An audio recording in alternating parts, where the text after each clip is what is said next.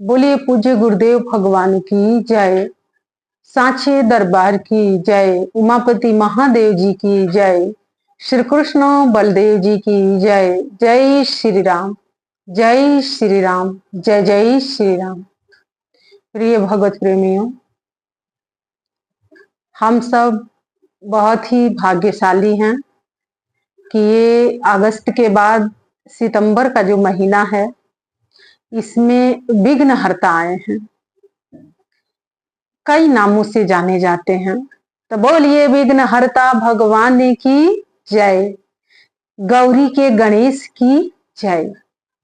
कई लोग उन्हें गणेशा कहते हैं, कई लोग प्रथम पूज्य कहते हैं, कई लोग विघ्नहर्ता कहते हैं, कई लोग लंबोदर कहते हैं और कई लोग उन्हें बाल गणेशा कहते हैं। जिसको जैसे पसंद है वैसे वैसे उनके नाम लोग, उनके भक्त उन्हें लेते हैं। और कई लोग कहते हैं गणपत बप्पा मोरया, मंगल मूर्ति मोरया, कि जिसके घर में जाते हैं शुभ ही शुभ होता है, शुभ करता है, वो मंगल करता है, विघ्न हरता है।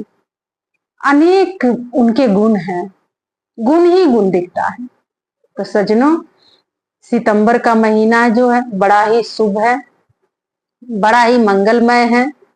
जो विघ्न हरता आए हैं, विघ्नों को हरने वाले हैं, शुभ करता है, शुभ होगा, मंगल होगा, इसीलिए उन्हें कहा जाता है मंगल मूर्ति मोरया। मंगल मूर्ति है वो, मंगल ही मंगल होता है।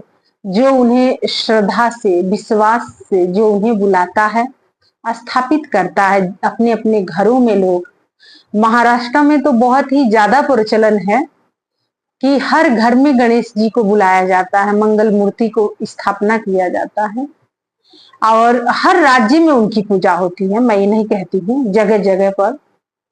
और फिर 10 दिन के बाद उनका विसर्जन लोग करते हैं। सजनों, आज हम कथा सुनाएंगे, ब्रह्म पुराण की कथा है। आप जानते हैं ना, 16 पुराण है। ब्रह्म पुराण में आता है कि गणेश जी की उत्पत्ति कैसे हुई और गणेश जी के आने का क्या कारण था इस संसार में। सजनों, ब्रह्म पुराण के अनुसार शिव और पार्वती दोनों, जब पार्वती जी का विवाह हुआ शिव जी के साथ, तो आप जानते हैं जब विवाह होने के बाद लालसा होती है कि पुत्र हो। पुत्र की भी प्राप्ति हो गई थी, लेकिन वो पुत्र देवताओं के सेनापति थे, माता के पास नहीं रहते थे। माँ हमेशा अपने आप को अकेला महसूस करती थी। भगवान जो शिव हैं, आदि हैं, अनंत हैं, जगत के कार्य से उन्हें फुर्सत नहीं है, उन्हें अपने ध्यान से फुर्सत नहीं। तो माता को ऐसे लगता था कि मेरा कोई नन्हा सा पुत्र होता, छोटा सा मेरा पुत्र होता, तो मैं उस पर पूरा स्नेह लुटाती और मेरे जैसे होता, मुझे समझने वाला होता। सजनों, और माता ने गणेश जी को, गणेश जानते हैं ना, देवी देवताओं का जन्म नहीं होता है, प्रकट होते हैं। ब्रह्म पुराण के अनुसार जितने भी देवी देवता के जो संतान हैं, वो पार्वती जी के जन्म होने से पहले के उनकी जिनकी संतानें हो गई, उसके बाद उनकी संतानें नहीं हुई, क्योंकि पार्वती जी ने श्राप दे दिया था कि आज से कोई भी देवी देवता के संतान उत्पत्ति नहीं कर पाएंगे शरीर रूप से। तो सजनों, इसीलिए जितने भी देवी देवता हैं, उनके जितने भी जिसके पहले बच्चे हो गए थे, लेकिन जिनके जो बाद में जो देवी देवता हुए पार्वती जी के बाद, उनके पुत्र और पुत्रियां नहीं हो पाई। इसीलिए 33 करोड़ के 33 करोड़ ही रह गए, आगे उनका विकास नहीं हुआ। आप सभी लोग सुनते हैं ना कि 33 करोड़ देवी देवता हैं, इससे आगे तो नहीं कोई बताता ना, तो यही कारण है, फिर उसके आगे विस्तार नहीं हुआ। और सजनों, इसीलिए माता पार्वती ने भी गणेश जी को जन्म अपने गर्भ से नहीं दिया है, योनिज नहीं है, अयोनिज है। देवी देवता प्रकट होते हैं, जैसे राम जी प्रकट हुए, कृष्ण जी प्रकट हुए, भय प्रकट यशोदा के घर में कन्हैया जी प्रकट हुए। कौशल्या के घर में आनंद देने वाले भगवान श्री राम प्रकट हुए। भय दीन दयाला भय प्रकट, कुछ ऐसी स्थिति है। तो सजनों, जब भगवान प्रकट होते हैं तो जो मंगल मूर्ति का जो रूप है, जिन्हें विघ्न हरता कहते हैं, जिसे गणेश कहते हैं, जिसे लंबोदर कहते हैं, वो जानते हैं कौन है? स्वयं नारायण ही हैं। माता के इच्छा पूर्ण करने के लिए भगवान नारायण ने अपना ही अंश, गणेश जी भगवान नारायण के अंश हैं, और फिर वो माता पार्वती जी ने उन्हें प्रकट करती हैं गणेश जी को। मैं बड़ा डीप नहीं जाऊंगी, समय का अभाव होता है, कभी फुर्सत में फिर आपको सुनाऊंगी। तो जब वो गणेश जी जब प्रकट हुए तो उन्होंने, माँ ने उनका नाम रखा विनायक।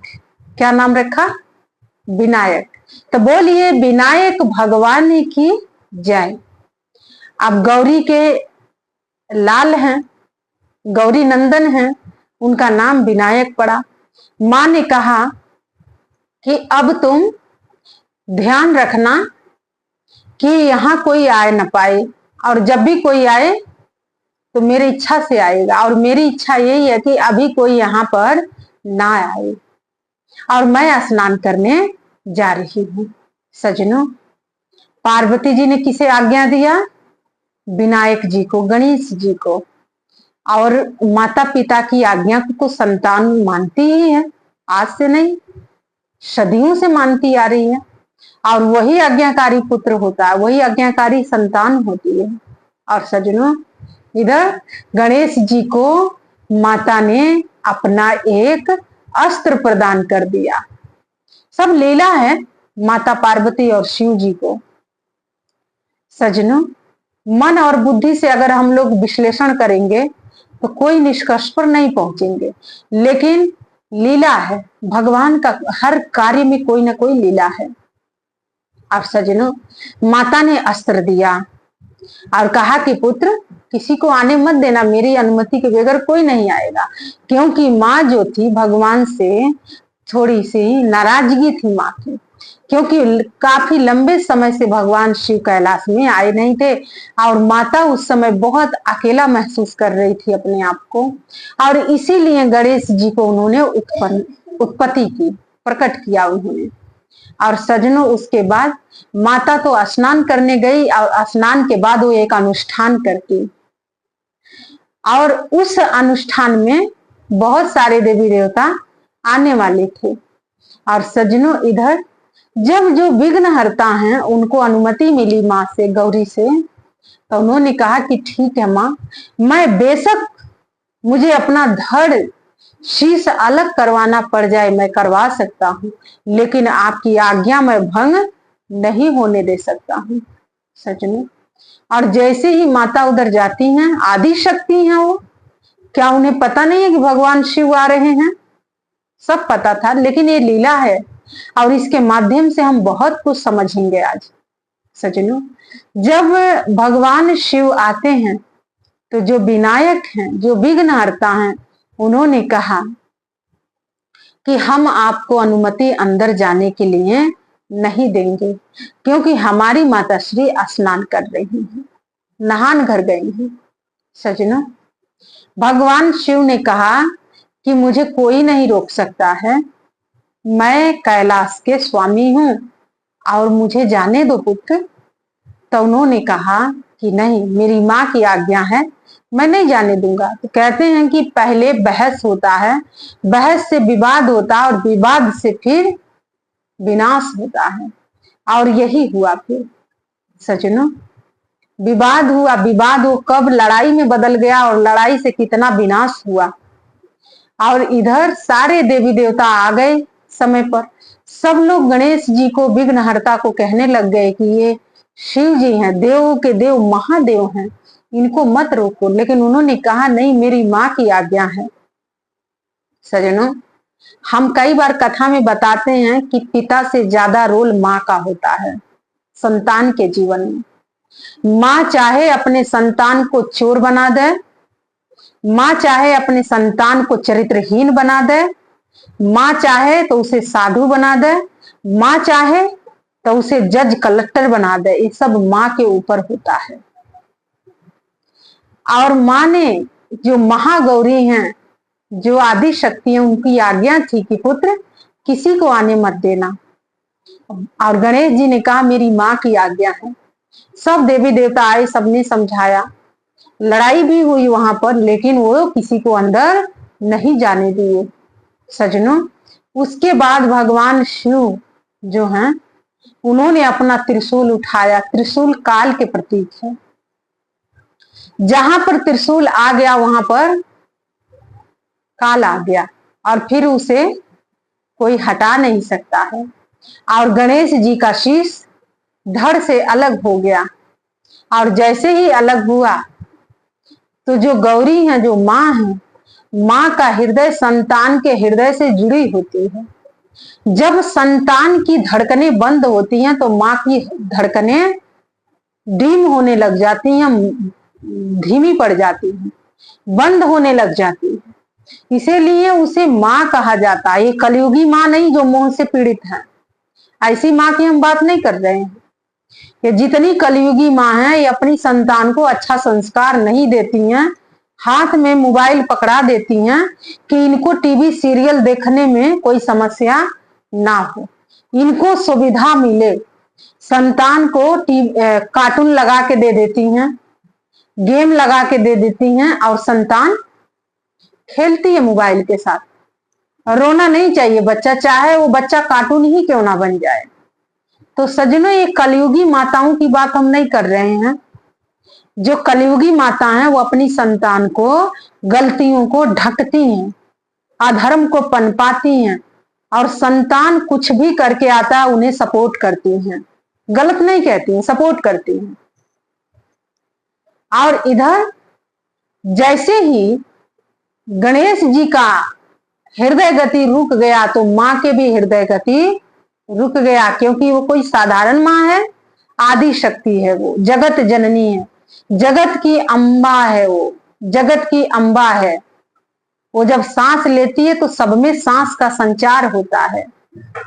सजनों, वो जगत माता है, और जगत माता के हृदय रुकने लगा। वो भागती हुई अंदर से बाहर आई, और जब बाहर आई तो उन्होंने देखा कि उनके पुत्र का शीश धड़ पर नहीं। और माता ने कहा कि किसने ये कार्य किया है, मेरे पुत्र को किसने मारा है, वो ईमानदारी से मेरे समक्ष आ जाए, मैं फिर भी उसका बचाव कर दूंगी। और शीघ्र अतिशीघ्र बताओ, किसी ने नहीं बताया।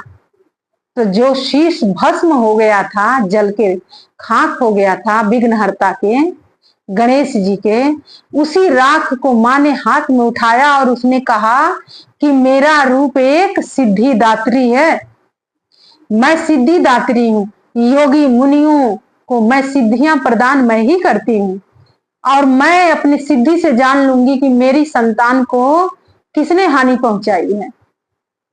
और जैसे ही उन्होंने उस राख को उठाया हाथ में, तो पता चल गया कि भगवान शिव ने ही उनके पुत्र का शीश धड़ से अलग कर दिया है।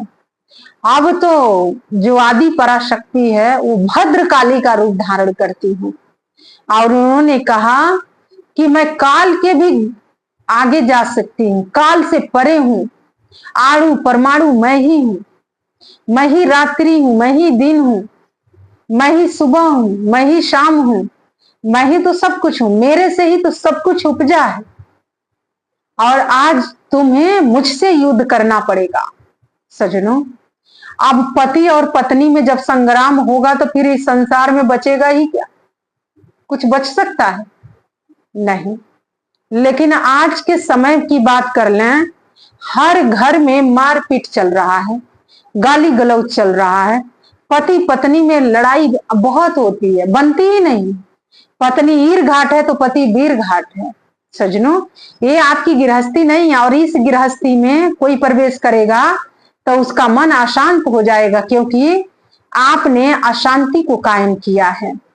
पहले के लोग जब घर गृहस्थी बसाते थे तो धर्म को कायम करते थे, धर्म की स्थापना करते थे, और जहां धर्म होता है वहां लड़ाई नहीं होती है। तो सजनों, माता ने कहा कि आपसे मुझसे युद्ध करना होगा।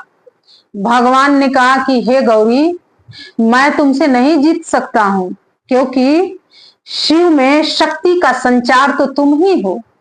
तुमसे ही तो मैं शक्तियां प्राप्त करता हूं और तुम मेरी शक्ति हो, और तुमसे मैं युद्ध नहीं कर सकता हूं। मैं अपना पराजय स्वीकार करता हूं। माता ने कहा कि ये मीठी मीठी बात करने से तुम नहीं बच सकते हो। तुमने मेरी पुत्र की हत्या किया है और मैं तुम्हें नहीं छोड़ सकती हूँ। सजनों, माँ अपने पति के खिलाफ भी जा सकती है संतान के लिए। सजनों, माँ माँ होती है, इसीलिए माँ का स्थान इस संसार में कोई नहीं लेता है। लेकिन मैं बार बार कहूंगी, कलयुगी माता नहीं, जो मोह से पीड़ित है उनकी बात नहीं कर रही हूं।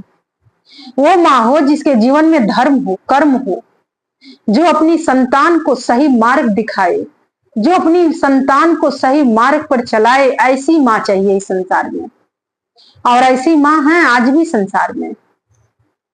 भगवान शिव ने कहा कि मैं तुमसे युद्ध नहीं करूंगा, मैं पराजय का मुंह देखूंगा। शिव तो शव है और शिव के अंदर की शक्ति तो तुम हो, और मैं अपने शक्ति से कैसे युद्ध कर सकता हूं। तो मां ने कहा, युद्ध नहीं कर सकते हो तो मेरे पुत्र को पुनः जीवित कर दो। सजनों, भगवान शिव ने कहा कि ठीक है, अब वो शीश तो नहीं लग सकता है, लेकिन मैं तुम्हारे पुत्र को जीवित कर सकता हूं। सजनों, एक गजासुर था, उसने शिव जी का बहुत ही ज्यादा तपस्या किया था और शिव जी को प्रसन्न किया था। तो शिव जी ने पूछा था, गजासुर तुम्हें क्या चाहिए, वरदान मांगो। तो उसने कहा था कि मुझे ये चाहिए कि मैं कैलाश में निवास करूं और आपसे ज्ञान प्राप्त करते रहूं, अनंत कालों तक आपसे मैं सत्संग विचार श्रवण करूं और मेरी असुर प्रवृत्ति खत्म हो जाए। तो भगवान शिव ने उसे बहुत पहले ही वो वरदान दे दिया था।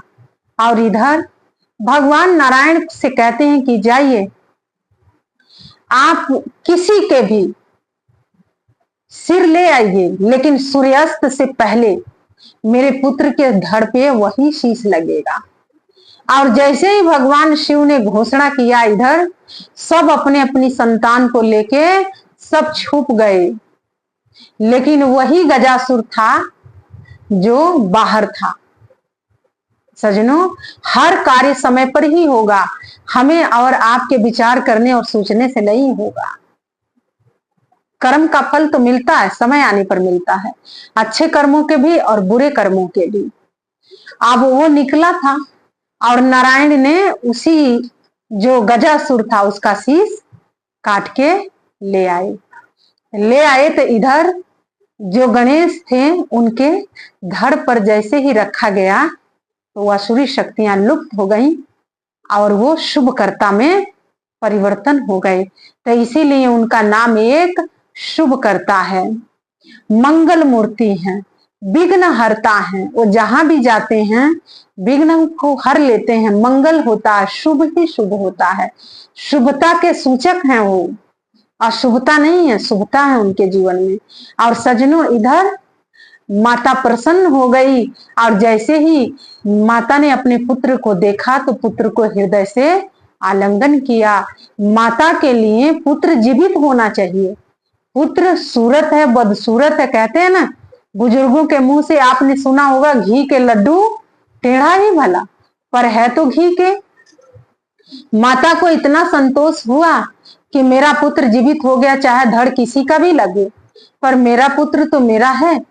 और सजनों, इसीलिए अब वो जो उसने जो वरदान मांगा था, इसीलिए जो गणेश जी हैं वो शुभ करता है, उनके अंदर नकारात्मक विचार नहीं आ सकता है, वो हमेशा सकारात्मक विचार रखते हैं। बुद्धि के देवता हैं, विवेक के देवता हैं, विनायक हैं, जिनके अंदर विनय है उनको विनायक कहा जाता है, शुभ करता है। शुभ ही शुभ हुआ उस दिन से। और भगवान शिव से वो प्रश्न करते हैं और भगवान शिव देवों के देव महादेव जो हैं उन्हें कई कल्प तक उन्हें वो सत्संग सुनाते हैं, कथा सुनाते हैं। और सजनों, ब्रह्म पुराण के अनुसार शिव पुराण के अनुसार, मैंने दोनों पुराणों का जिक्र किया है, शिव पुराण के अनुसार, ब्रह्म पुराण के अनुसार ये कथा मैंने आपके समक्ष रखा है कि शुभकर्ता के आने के संसार में क्या कारण था। तो कारण यही था कि मां अकेला महसूस कर रही थी, क्योंकि पति तो हर क्षण साथ नहीं रहेंगे ना। अगर पति हर क्षण साथ रहेंगे तो और भी कार्य होता है। इसीलिए सज्जनों, शादी के बाद दाम्पत्य जीवन में संतान की आवश्यकता पड़ती है, क्योंकि पिता तो बाहर जाते हैं, समाज में जाते हैं, वो चार लोगों में अपना मन लगा के आ जाएंगे, लेकिन जो स्त्री होती है, जो नारी होती है, उसे कोई संतान चाहिए होती है, क्योंकि वो अपनी संतान से अपना मन लगाती है। तो इसीलिए जो गौरी थी उदास थी लंबे समय तक, और जब शुभकर्ता आए तो उनके जीवन में सब शुभ ही शुभ हुआ। इसीलिए कहा जाता है गौरी नंदन है वो,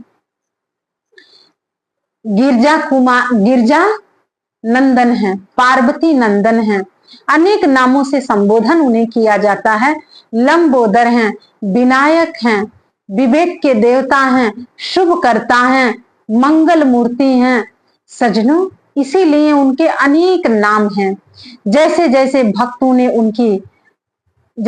भक्तों के जीवन में कृपा हुई, वैसे वैसे भक्तों ने उनको नाम दे दिया। तो सज्जनों, यही है शुभकर्ता के आने का शुभ आगमन होता है। शुभ चिंतन, शुभ आगमन, शुभकर्ता और मंगल मूर्ति। इस मंगल मूर्ति को इसीलिए लोग अपने अपने घरों में स्थापित करते हैं कि हमारे घर के दुख कलेश जो विघ्न है वो सब हट जाए, शुभ हो, मंगल हो, जीवन मंगलमय हो, नारायण की भक्ति जीवन में आए, परमात्मा आए घर में, धर्म का वास हो, जीवन में धर्म आ जाए।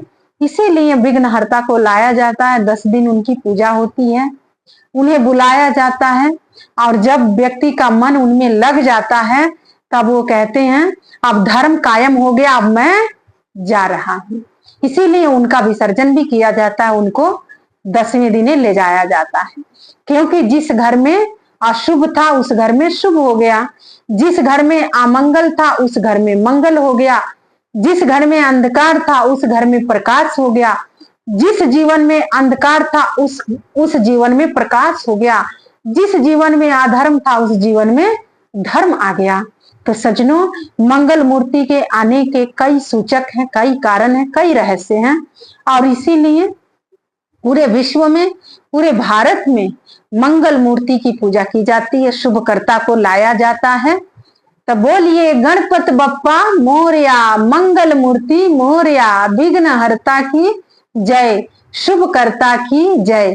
तो इतना उनमें गुण है, और वो विवेक के देवता हैं, बुद्धि के देवता हैं, रिद्धि सिद्धि उनकी पत्नी है, शुभ और लाभ उनके पुत्र हैं। सज्जनों, समय का अभाव है और मैं अपनी वाणी को विराम देना चाहती हूँ, और इस मंगलकर्ता से, मंगल मूर्ति से प्रार्थना करूंगी कि आप सबके जीवन में शुभ हो, मंगल हो, आपके घर में धर्म का वास हो, आपके जीवन में धर्म का वास हो, हम समस्त मानव जाति के जीवन में धर्म का वास हो, और सबके घर गृहस्थी में धर्म का वास हो, सबके जीवन में शुभ कर्म हो, अशुभ किसी के जीवन में ना हो, शुभ ही शुभ हो, मंगल ही मंगल हो। और आइए, मैं अपनी वाणी को विराम देती हूँ और आप सभी भक्तों से आग्रह करती हूँ कि मंगल मूर्ति के चरणों में जय घोष अर्पित करते हैं। तो बोलिए विघ्नहर्ता की जय, गौरी के नंदन की जय, उमापति महादेव जी की जय, श्री कृष्ण बलदेव जी की जय, श्री नारायण भगवान की जय, पूज्य गुरुदेव भगवान की जय। जय श्री राम, जय श्री राम। मंगल मूर्ति मोरया, गणपति बप्पा मोरया। धन्यवाद।